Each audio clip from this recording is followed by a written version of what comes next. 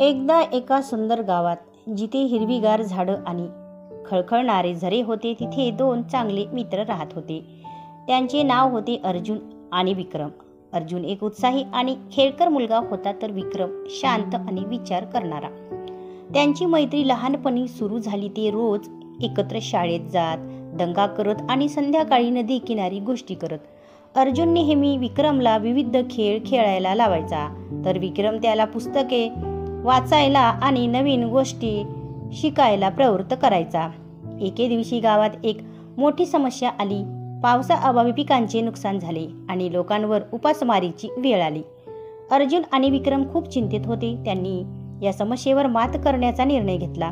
अर्जुनने गावातील लोकांना एकत्र केले आणि पावसाचे महत्त्व सांगितले तर विक्रमने पाण्याच्या व्यवस्थापनाचे नवीन मार्ग शोधले.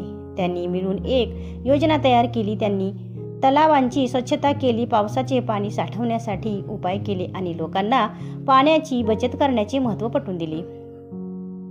त्यांच्या प्रयत्नांना यश आले. लवकरच गावात चांगला पाऊस आला आणि पिकांची वाढ झाली. लोकांचा आनंद गगनात मावेना. अर्जुन आणि विक्रमच्या मैत्रीने आणि त्यांच्या कार्यामुळे गावाने या संकटावर मात केली. या घटनेने त्यांची मैत्री आणखी दृढ झाली.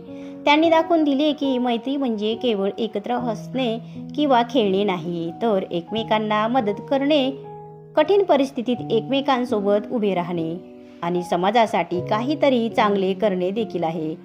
त्यानंतर अर्जुन आणि विक्रम नेहमीच एकमेकांना साथ देत राहिले. त्यांनी अनेक संकटांचा सामना पण त्यांच्या मैत्रीच्या सामर्थ्याने ते नेहमीच यशस्वी झाले.